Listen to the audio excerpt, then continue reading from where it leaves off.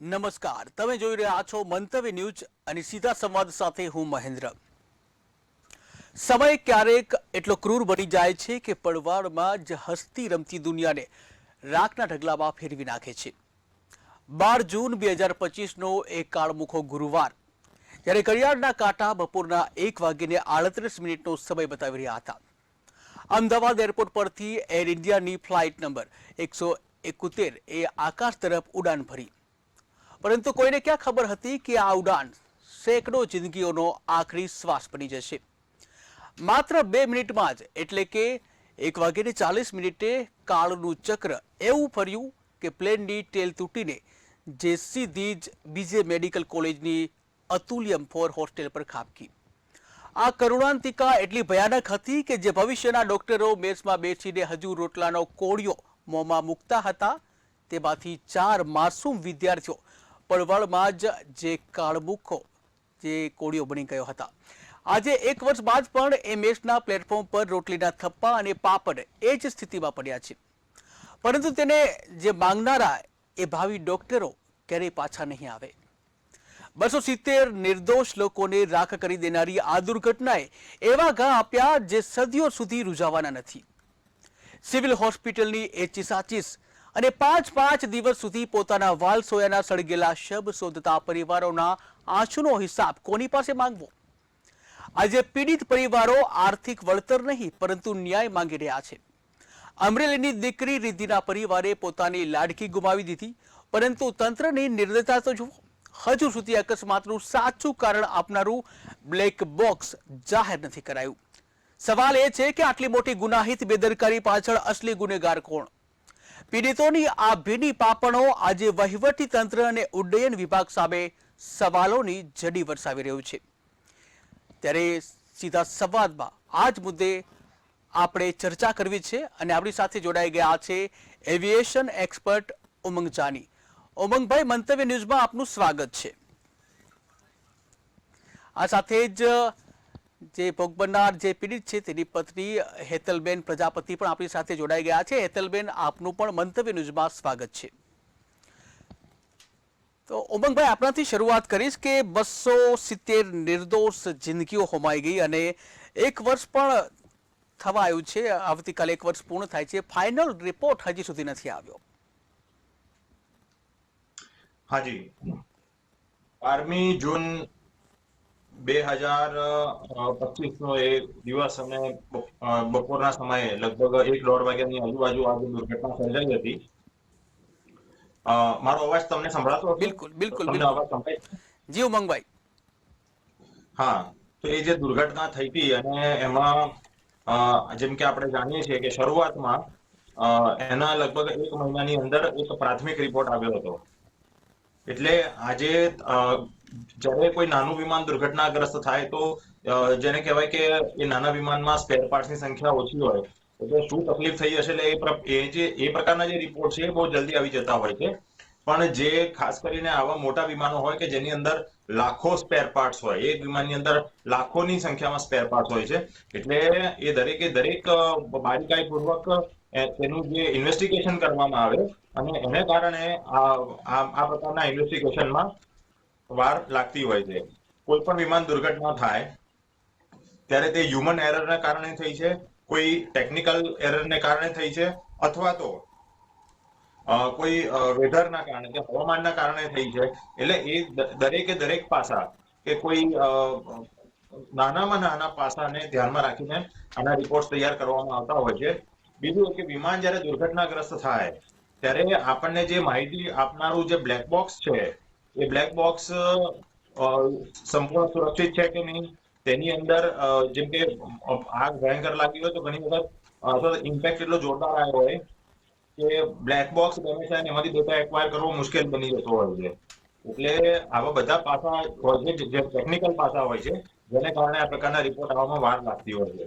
જી જી બિલકુલ. હેતલબેન, આપને હું પૂછવા માંગીશ કે હેતલબેન જોડાઈ ગયા છે? હેલો. બિલકુલ હેતલબેન, આપણે પૂછવા માંગીશ કે અકસ્માતને 1 વર્ષ પૂર્ણ થયું છે, છતાં પણ ન્યાય નથી મળ્યો. શું કહીશું? હવે ન્યાયના વર્ષમાં તો એક જ વસ્તુ જણાવવા માંગીશ કે જે પ્રમાણે ઓલરેડી રિસેન્ટલી અત્યારે ઇન્ટરવ્યુ થયો હતો એરલાઇનના જ કોઈક સર હતા, તેઓએ જણાવ્યું હતું કે એઝ પર લો એવિએશનમાં કોઈ પણ ઇન્સિડન્ટ બને છે તો તે દરમિયાન તેઓએ વિધિન 1 યરની અંદર એ લોકોએ ઇન્ફોર્મેશન શેર કરવાની હોય છે કે કયા રીઝનથી આ ઇન્સિડન્ટ બન્યો. પરંતુ આજે 11 જૂન મતલબ 1 વર્ષ થવાને હવે બહુ ઓછો સમય બાકી રહ્યો છે, તેમ છતાં હજી સુધી અમને કોઈ ઇન્ફોર્મેશન નથી મળી રહી. ઇવન અમે AIB ની અંદર ઓલરેડી ઘણા બધા ઈમેલ્સ કર્યા કે ભાઈ આ જે જગ્યાએ ઇન્સિડન્ટ બન્યો છે ત્યાં અમારે ઓલરેડી શ્રદ્ધાંજલિ માટે જવું છે, બટ એના ઈમેલનો પણ અમને કોઈ રિપ્લાય નથી મળી રહ્યો. જી હેતલબેન, આપણે ક્યાં એવું લાગી રહ્યું છે કે કોઈ અડચણરૂપ મતલબ બનતું હોય, કોઈ અડચણ આવતી હોય ન્યાયમાં? હેતલબેન, હેલો. હાજી, આપને એવું મતલબ ક્યાં લાગી રહ્યું છે કે સૌથી મોટી કોઈ અડચણ બનતી હોય ન્યાય મેળવવામાં? હવે સર એક વસ્તુ તો બી ક્લિયર છે વસ્તુ કે જે રીતે ગવર્મેન્ટે એક્શન લીધો છે કે મેઘાણીનગરમાં જે હોસ્ટેલ હતી મેડિકલની એનું રિનોવેશન માટે જો એ લોકો એક્શન ઇમિડિયેટલી બેઝ લઈ શકતા હોય તો આ ઘટના કેમ બની છે એનું હજી સુધી આન્સર કેમ નથી આવ્યો. સૌથી મહત્વની વાત તો એ છે કે જો એ લોકો એક્શન લઈ શકતા હોય આ બનાવને કે ભાઈ રિનોવેશન કરાવવા માંગતા હોય તો આ બનાવ કેમ બન્યો, કયા કારણથી બન્યો એનો પણ આન્સર એ લોકો મેળવી શકે છે, પરંતુ ક્યાંક ને ક્યાંક કઈ કારણવશ તે લોકો આન્સર નથી કરી રહ્યા હજી સુધી. બિલકુલ. બીજો પ્રશ્ન આપણે પૂછવા માંગીએ હેતલબેન કે જે પીડિત પરિવારો છે એ વળતરને બદલે જે બ્લેક બોક્સ છે એ જાહેર કરવાની કેમ માંગ કરી છે? હવે માંગમાં એવું છે સર કે એ લોકો વ્યક્તિ તો રિટર્ન નથી આપી શકવાના, પરંતુ મેઇન વસ્તુ અમે જે હક ધરાવીએ છીએ કે અમે અમારું વ્યક્તિ ગુમાવ્યું છે તો એ દુઃખદ ઘટના અમારા જોડે વીતી છે, તો લોકોને એ વસ્તુથી ફરક નથી પડવાનો, પરંતુ અમને એ વસ્તુ જાણવાનો હક ધરાવીએ છીએ કે આ બનાવ કેમ બન્યો, કયા કારણથી બન્યો, કે બ્લેક બોક્સનો ડેટા અને બોઈંગ કંપનીના થ્રુ ક્યાંક ક્યાંક કંઈક ના કંઈક ઇન્ટરનલ લેવલ પર એરલાઇન અને ટાટા ગ્રુપ શું કરી રહ્યું છે આઈડિયા નથી, પરંતુ એરલાઇનમાં જે તે વખતે ફાઇનલ કમ્પન્સેશન સાઇન કરાવે છે એમાં એ લોકો બોઈંગ કંપની, ટાટા ગ્રુપ અને બધાનું મેન્શન કરે છે કે ભવિષ્યમાં પણ કોઈ એક્શન ન લઈ શકે. એવું શા માટે કરે છે એ પણ એક પ્રશ્નાર્થ જ છે કે ભાઈ હજી સુધી એરલાઇન કેમ બોઈંગ કંપનીને અને ટાટા ગ્રુપને પ્રિવેન્ટ કરી રહી છે. બિલકુલ. ઉમંગભાઈ, આપણી પાસે આવીશ કે બ્લેક બોક્સની વિગતો છે, આ વિગતો સાર્વજનિક કેમ કરતા નથી? શું વાંધો આવે છે આમાં? સામાન્ય રીતે આ કોઈ પણ બ્લેક બોક્સ હોય એની જે વિગતો છે એ ડિજિટલ ફોર્મમાં હોય, અને એ સામાન્ય ઇન્સ્ટ્રુમેન્ટથી એક્સેસેબલ નથી હોતું, એને ખાસ મશીનો હોય એના દ્વારા એને એક્સેસ કરવામાં આવે. એ જે બ્લેક બોક્સ હોય એ પ્રકારના કમ્પ્યુટર સાથે એને એટેચ કરવામાં આવે અને પછી ડેટા એક્વાયર કરવામાં આવે ઇન્વેસ્ટિગેશન માટે. એટલે જે બ્લેક બોક્સ હોય છે તેની અંદર 2 વિભાગ હોય છે. એક હોય છે કોકપિટ વોઇસ રેકોર્ડર અને બીજું હોય છે flight data recorder. Cockpit voice recorder એટલે કે કોકપિટની અંદર જે કઈ વાતચીત થતી હોય તેનો અવાજ એની અંદર રેકોર્ડ થાય, અને ફ્લાઇટ ડેટા રેકોર્ડરમાં જે વિમાનના ટેકનિકલ પેરામીટર્સ હોય, જેના પરફોર્મન્સ પેરામીટર્સ હોય એ બધું અંદર રેકોર્ડ થતું હોય છે. એટલે આ પ્રકારના જે રિપોર્ટ્સ છે એ જે એક અલગ પ્રકારની લેંગ્વેજમાં જનરેટ થતા હોય છે, અલગ ફોર્મેટમાં જનરેટ થતા હોય છે. એટલે એ જે છે એ સામાન્ય રીતે જે રિપોર્ટ્સ જ્યારે આવે એ રિપોર્ટની સાથે તેને રિલીઝ કરવામાં આવે છે. આપણે જોઈએ છે કે ટીવીમાં પણ આપણે ઘણી વખત જોતા હોઈએ છીએ કોઈ ડોક્યુમેન્ટરી હોય જેની અંદર એર ક્રેશ ઇન્વેસ્ટિગેશન જેવું અંદર બતાવતા હોય છે, તો એ વખતે એની અંદર જે ઓરિજિનલ જે કમ્યુનિકેશન હોય છે કે જે પરફોર્મન્સ હોય છે તે રિવીલ કરતા હોય છે. એટલે આપણે એવું આશા રાખીએ કે જ્યારે પણ ઇન્ટરિમ રિપોર્ટ આવે, અને આઈ થિંક રિપોર્ટ લગભગ કાલે આવી જવો જોઈએ એવું મારું માનવું છે, તો જો એ આવી જાય તો એની સાથે તે ઈચ્છનીય છે કે AIB જે અથવા તો DGCA જે છે એ સાથે સાથે કોકપિટ વોઇસ રેકોર્ડર અને ફ્લાઇટ ડેટા રેકોર્ડરનો જો ડેટા જો મળ્યો હોય તો એ સાથે સાથે એ રિપોર્ટની સાથે રિવીલ કરે. જી બિલકુલ. હેતલબેન, આપણે હું પૂછવા માંગીશ કે 1 વર્ષ થવા આવ્યું છે, આવતીકાલે 1 વર્ષ પૂર્ણ થઈ જવાનું છે. જે તપાસની ગતિ છે આ તપાસની ગતિ બહુ ધીમી ચાલી રહી છે. તમને લાગે છે આના પાછળ કોઈ મોટું ષડયંત્ર હોય? હવે ષડયંત્ર તો એ લોકો જ જાણે કે એ લોકો ઓલરેડી જે કીધું એ પ્રમાણે કે રિનોવેશનનો એક્શન લઈ શકે છે ગવર્મેન્ટ, તો ગવર્મેન્ટ ઈચ્છે તો આનું ઇન્ફોર્મેશન પણ કઢાવી શકે છે, બટ કયા કારણોસર આ વસ્તુ બનાવ થઈ રહ્યો છે એ હવે મીડિયા કઈ કરતા સપોર્ટ કરે કે કોઈ ઇન્ફોર્મેશન જાણવાનો પ્રયત્ન કરે હાયર લેવલના વ્યક્તિના થ્રુ તો આની વાત છે. બાકી મને નથી લાગતું કે એવો કોઈ પણ ઇન્ફોર્મેશન બહાર પાડે, અને મારી તો એક્સપેક્ટેશન એવી છે કે સાચી અને સચોટ માહિતી મળે, પરંતુ જે પ્રમાણે લોકો ડિલે કરી રહ્યા છે એ પ્રમાણે મને નથી લાગી રહ્યું કે એ લોકો સચોટ આન્સર આપશે. આપશે તો પણ પ્રેડિક્શન ટાઈપ જ આપશે એવું મારું માનવું છે. શું એનાથી ન્યાય મળશે? શું લાગે છે આવતીકાલે જે રિપોર્ટ આવવાનો છે ન્યાય મળશે? હેતલબેન, હવે તો સર પ્રેડિક્શન તો ન કરી શકાય, પરંતુ આવે ત્યારબાદ જ આઈડિયા આવે કે કઈ રીતનું છે. કારણ કે જો એ લોકોએ રિપોર્ટ આપવાનો જ હોત તો અત્યાર સુધી એ લોકોએ વેઇટ ના કરાવ્યો હોત. 1 વર્ષ ઓલરેડી થવા આવ્યું છે સર. બિલકુલ. ઉમંગભાઈ, આપને હું પૂછવા માંગીશ કે જે સમગ્ર પ્લેન ક્રેશની જે ઘટના થઈ, તો આમાં કોઈ ટેકનિકલ ખામી જવાબદાર છે કે પછી પાયલટની બેદરકારી? આપ શું માનો છો? જેમ કે મેં તમને શરૂઆતમાં પહેલા જ કીધું કે કોઈ પણ ઇન્વેસ્ટિગેશન થાય તેને મુખ્ય 3 પાસામાં આ રીતે વિભાજિત કરીને એનું ઇન્વેસ્ટિગેશન કરવામાં આવતું હોય છે. એક છે વેધર એટલે કે હવામાન, બીજું છે ટેકનિકલ એરર અને ત્રીજી છે હ્યુમન એરર, જેને આપણે કહીએ પાયલટની ભૂલ, જે તમે આપણે સામાન્ય શબ્દોમાં કહીએ છીએ.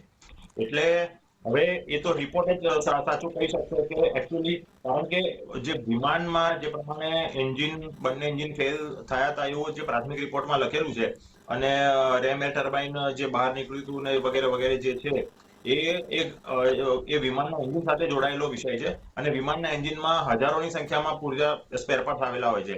એટલે એ જે એન્જિન જે ક્રેશ થયા પછીના જે એન્જિન છે એનું ડિટેલમાં ઇન્વેસ્ટિગેશન થઈ રહ્યું હશે, અને એના બેઝ ઉપર જ એ નક્કી કરવામાં આવશે કે એના જે ટેકનિકલ પાસા જે તમને ટેકનોલોજીના આધારે મળશે, કમ્પ્યુટરાઇઝ ડેટા જે આપણને મળશે એના આધારે જ ખબર પડશે કે એ મૂળ સાચું રીઝન શું હતું.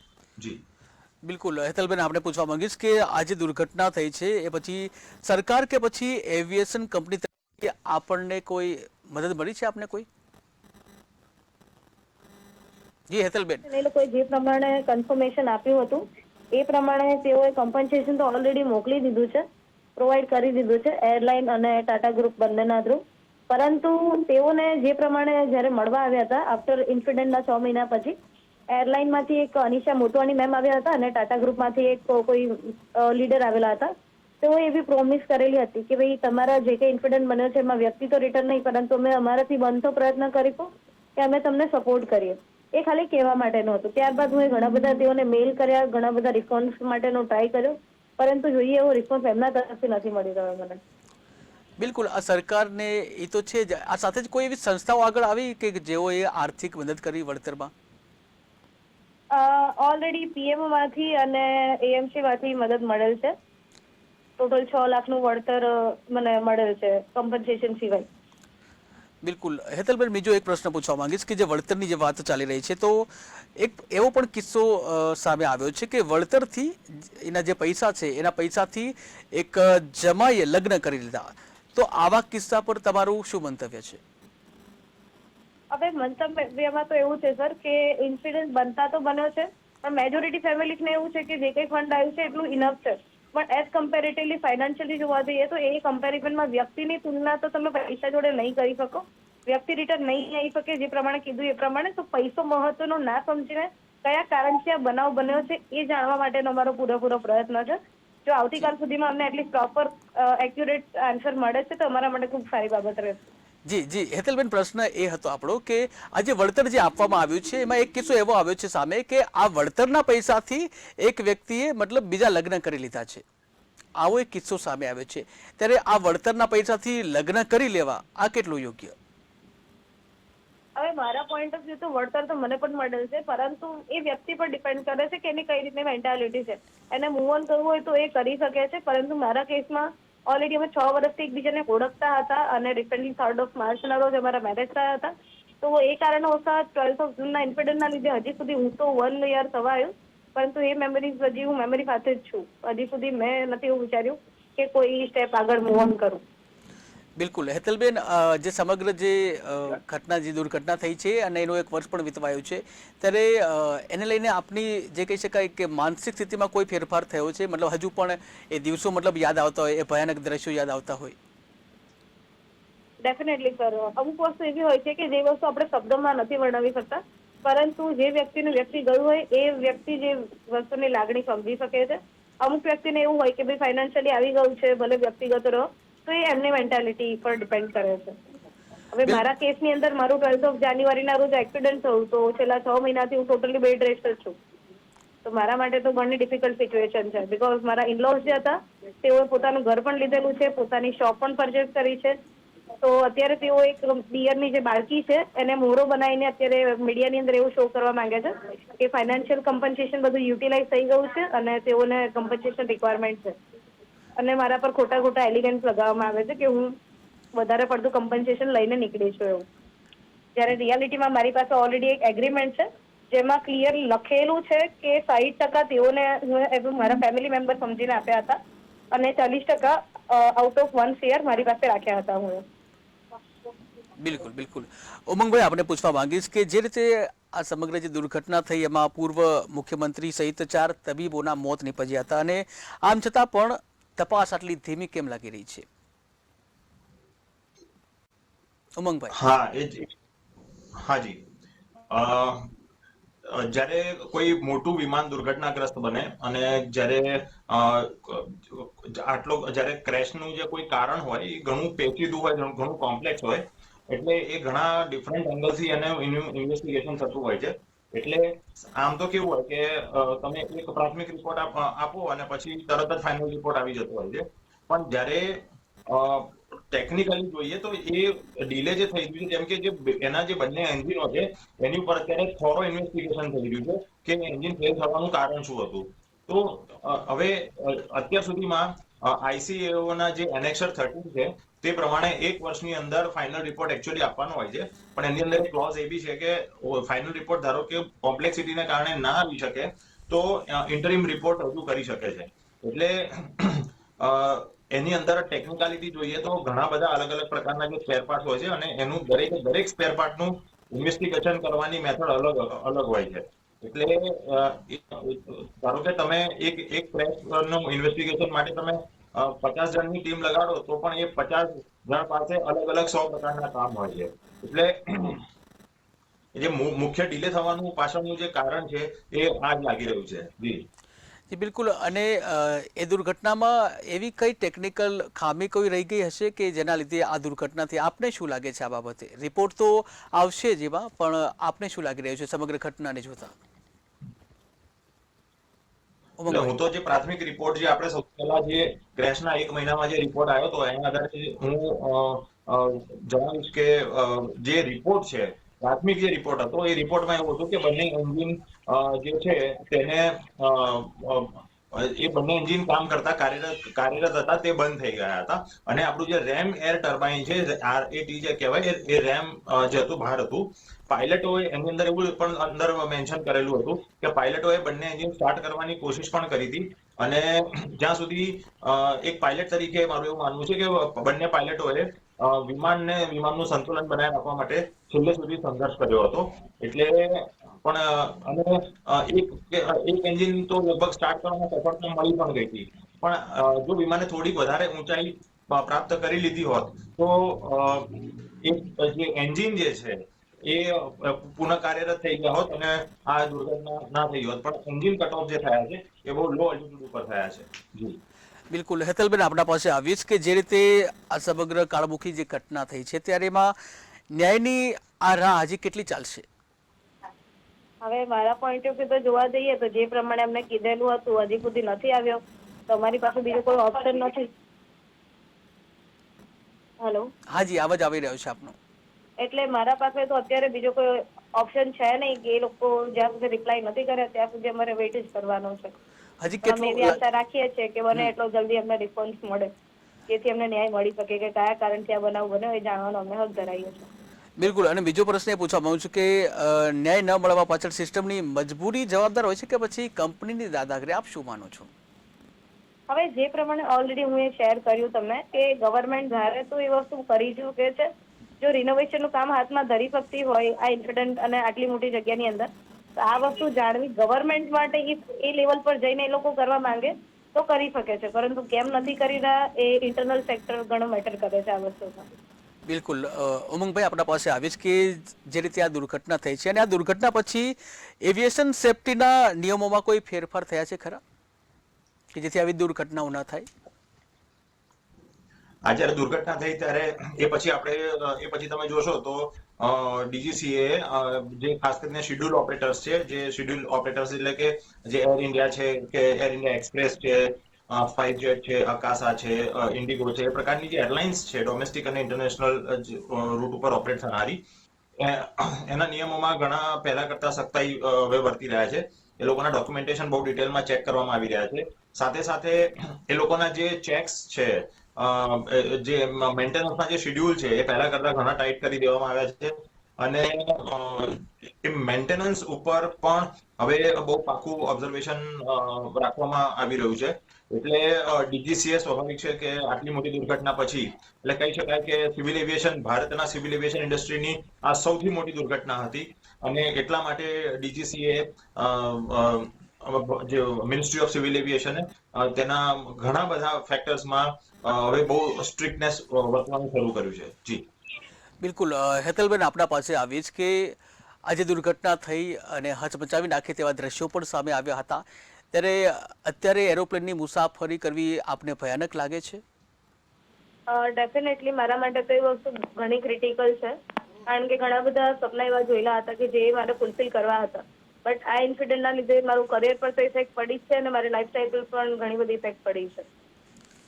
બિલકુલ ઉમંગભાઈ, આપની પાસે આવી પૂછવા માંગીશ કે ભવિષ્યમાં આવી કોઈ દુર્ઘટના ન થાય તો ટેકનિકલ બેદરકારીને રોકવા માટે તાત્કાલિક શું કરવું જોઈએ? આપ જરા પ્રશ્ન રિપીટ કરી શકશો? જી, આવી વધારે સારું. બિલકુલ આવી જે દુર્ઘટના છે એને અટકાવવા માટે તાત્કાલિક શું પગલાં લેવા જોઈએ? તાત્કાલિક પગલા તો એવું કહી શકાય કે જેમ કે ડીજીસીએ જે સ્ટેપ લીધા છે બહુ યોગ્ય છે કે જે વિમાનોના જે મેન્ટેનન્સ છે એની ઉપર હવે બહુ જ ક્લોઝ વોચ રાખવામાં આવી રહી છે. અને જે પાયલટ્સને પણ એ પ્રકારની ટ્રેનિંગ આપવામાં આવી રહી છે કે ઇમરજન્સી મેનેજમેન્ટ, આમ નો ડાઉટ એમાં એ લોકોને ટ્રેનિંગ આપવામાં આવે જ છે. પણ એક જેને કહેવાય કે જ્યારે આટલા લો લેવલ ઉપર અગર આ પ્રકારનું થાય તો શું પગલાં લઈ શકાય, એટલે એ પ્રકારના પાસાને પણ ધ્યાનમાં રાખીને આ કરવામાં આવી રહ્યું છે. સાથે સાથે જે એરલાઇન્સ છે એ પણ ઈચ્છનીય છે કે એ લોકો એમનો ટેક ઓફ લોડ થોડો ઓછો કરે. એટલે કે જે વિમાન જે એની કેપેસિટી પ્રમાણે, ધારો કે 250 સીટની કેપેસિટી ધારો કે હોય તો એ પૂરેપૂરું 250 સાથે નહીં પણ 200 સીટ સાથે ટેક ઓફ કરે, જેથી કરીને ટેક ઓફ કરતી વખતે એનો ક્લાઇમ્બ ગ્રેડિયન્ટ સારી રીતે મેળવીને વિમાન ઝડપથી ઊંચાઈ પ્રાપ્ત કરી દે, જેથી કરીને આ પ્રકારની દુર્ઘટના ટાળી શકાય. જી બિલકુલ હેતલબેન, આપણે હું પૂછવા માંગીશ કે 1 વર્ષ આ દુર્ઘટનાને પૂર્ણ થવા આવ્યું છે, ત્યારે ખરી શ્રદ્ધાંજલિ ક્યારે મળી કહેવાશે આપના શબ્દોમાં? કહો છો સર? મૃતકો જે છે આ મૃતકોને ખરી શ્રદ્ધાંજલિ ક્યારે મળી કહેવાશે આપના શબ્દો દ્વારા? જ્યારે અમને પ્રોપર ન્યાય મળશે, જે પ્રમાણે કીધું એ પ્રમાણે. અને એક જ માંગ તો એક જ છે કે પહેલા તો અમને જે ડિટેલ્સ રિક્વાયર્ડ છે કે જેથી અમને એ વસ્તુ ભાઈ હા કયા કારણથી આ બનાવ બન્યો છે, અને ભવિષ્યમાં એક જ માંગ છે કે ટેકનિકલી એ લોકોની જેટલી પણ, એ લોકોને ઓલરેડી જાણ હતી કે આ પ્લેનમાં પ્રોબ્લેમ છે, તેમ છતાં તેઓએ ફ્લાય કર્યું. તો એ એરલાઇનની અને ટાટા ગ્રુપની એક નિષ્કાળજી કહેવાય કે તેઓને ખબર હોવા છતાં તેઓ આ વસ્તુ કરી છે. તો ટેકનિકલી એ લોકોએ પ્રોપરલી પહેલા વેરીફાઈ કરે, ચેક કરે ને ત્યાર પછી જ એરોપ્લેન ફ્લાય કરે. બિલકુલ સમયનો અભાવ છે, પરંતુ બંનેને 1 મિનિટ આપીશું. ઉમંગભાઈ, છેલ્લી 1 મિનિટ અને દર્શકોને શું સંદેશો આપશો?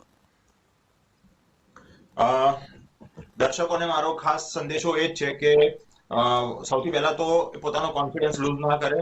અને જે ઇન્વેસ્ટિગેશન થઈ રહ્યું છે એ કોઈ એક એજન્સી નથી કરી રહી, ઘણી બધી એજન્સીઓ એમાં ઇન્વોલ્વ છે. એટલે એમાં ઘણા બધા ટેકનિકલ પાસા જોડાયેલા છે. એટલે પૂરેપૂરો કોન્ફિડન્સ રાખે. અને સરકાર જે છે એ ભારત જે છે એ international civil aviation organisation member છે, એના પ્રોટોકોલ ફોલો કરે છે. એટલે ટૂંક સમયમાં એનો મધ્યસ્થી રિપોર્ટ કે ફાઇનલ રિપોર્ટ આવવાની પૂરેપૂરી સંભાવના છે. લગભગ કાલે 12મી તારીખ છે, એટલે કાલે આવવાની પૂરેપૂરી શક્યતા છે. અને ખાસ તો કે તમે એક પેસેન્જર તરીકે પૂરા કોન્ફિડન્સથી ટ્રાવેલ કરો. એટલે અને સાથે જે તમને મુસાફરી દરમિયાન જે કેબિન ક્રૂ તમને જે ઇન્સ્ટ્રક્શન આપે એ ઇન્સ્ટ્રક્શનને ધ્યાનથી સાંભળો અને સુરક્ષિત રીતે મુસાફરી કરો. જી બિલકુલ હેતલબેન, આપને હું પૂછવા માંગીશ કે છેલ્લી 1 મિનિટ છે અને એ પીડિતોના પરિવારો છે, આ પીડિતોના પરિવારને શું સંદેશો આપશો? પીડિતોના લોકોને હું તો એક જ સંદેશ આપીશ કે એ લોકો બને એટલું બોલશે નહીં, તો એ લોકોને કોઈ વસ્તુની માહિતી મળે નહીં. કારણ કે આમાં વસ્તુનો બનાવ એવો છે કે જેનું વ્યક્તિ ગયું છે એ જ જો ચૂપ રહેશે, જે કંઈ કમ્પન્સેશન આવ્યું છે એટલામાં, તો એ ટોટલી ફેમિલી જોડે તો અન્યાય થશે જ. ગવર્મેન્ટ તો ઈચ્છે છે કે કંઈ કરતા ફેમિલી શાંત રહે, પરંતુ અમારો પ્રયત્ન એટલો છે કે અમને માહિતી જોઈએ છે, તો અમે તો અમારા હક માટે બોલવાના જ છે, તો એ લોકોએ આન્સર કરવો જ પડશે અમને. બિલકુલ સમયનો અભાવ છે અને હેતલબેન, ઉમંગભાઈ, આપ આવ્યા અને દર્શકોને જે ચર્ચા કરી અને જે પોતાના વિચારો રજૂ કર્યા, આ બંનેનો આભાર. તો દર્શક મિત્રો, આ દુર્ઘટનાને 1 વર્ષ વીતી ગયું.